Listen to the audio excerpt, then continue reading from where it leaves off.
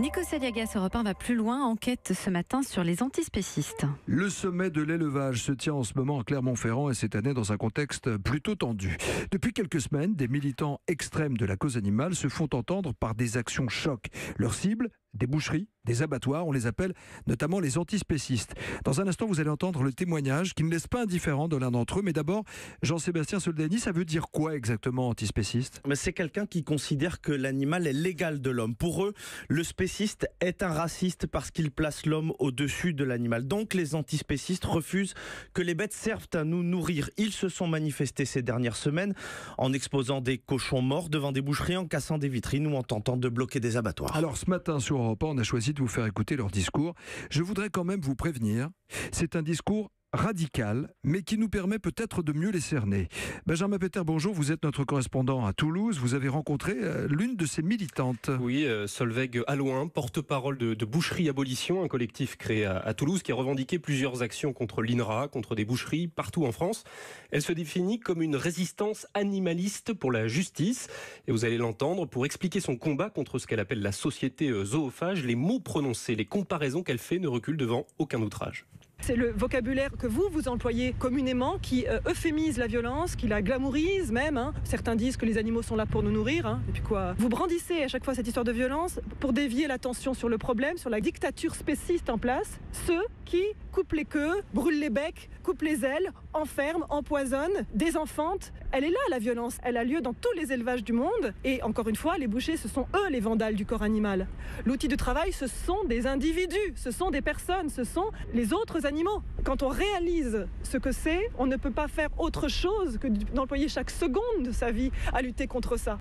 Rentrez avec nous dans les camps de la mort. Regardez, ils sont en train d'agoniser.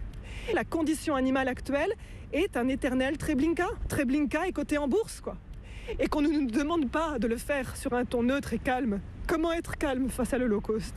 Alors on entend le propos est fort, elle parle de camp de la mort de Treblinka, l'Holocauste. Les références sont délibérément extrêmement choquantes. Oui, ça fait clairement partie du champ lexical de ces organisations et elle l'assume pleinement. Elle est consciente que ces actions peuvent la mener devant les tribunaux. C'est un prix qu'elle est prête à payer pour imposer une interdiction de l'élevage. Pour parvenir, souhaite-t-elle, à une société où les espèces seraient égales. On entend le message. Alors j'en reviens vers vous, Jean-Sébastien Soldani.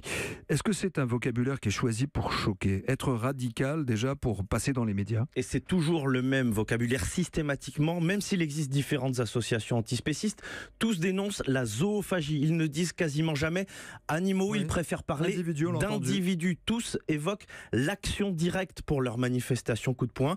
Il faut choquer l'opinion et Bettina, une autre militante, le reconnaît, qu'importe la manière. L'action directe est une nécessité, donc que les gens parlent de nous en bien ou en mal, l'essentiel c'est qu'ils parlent de nous, comme disaient les suffragettes. Elles aussi, en quelques mois, elles ont réussi à faire entrer dans la sphère politique cette question du droit de vote des femmes, en fait, ce que les militantes qui les ont précédées n'avaient jamais réussi à faire en 40 ans de militantisme traditionnel. Jean-Sébastien Soldani, on les entend, ils sont plutôt jeunes. Est-ce qu'on peut dresser un portrait robot de ces militants, de ces activistes en fait ? En fait, ils disent servir la cause animale, mais pas seulement. Lorsqu'ils bloquent un abattoir, ils disent vouloir taper au portefeuille du propriétaire. Ce n'est pas neutre.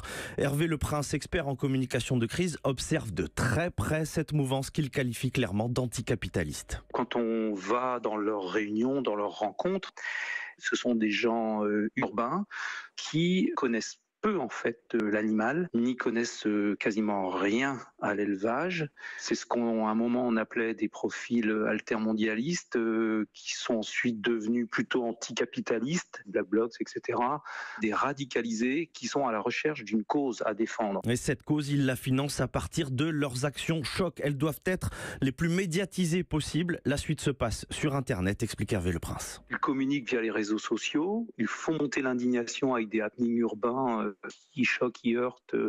Quand l'indignation est à son comble, c'est des gens qui font passer les adhérents, on va dire trivialement, à la caisse. Ce qu'ils veulent ensuite, c'est passer à une influence économique et politique. C'est leur technique pour arriver à terme à financer du lobbying, et ils ont déjà fait une partie du chemin en éteignant la voix des véganes classiques, ceux qui n'aspirent qu'à manger sainement. Aujourd'hui, ces véganes sont associés malgré eux à des actes de vandalisme et leur discours beaucoup plus modéré est totalement brouillé. Merci Jean-Sébastien Soldaini, merci à nos correspondants en région, Benjamin Péter et Jean-Luc Boujon pour cette enquête forte. Europe 1 va plus loin pour décrypter, pour comprendre. C'est tous les jours et tous les matins à 7h20.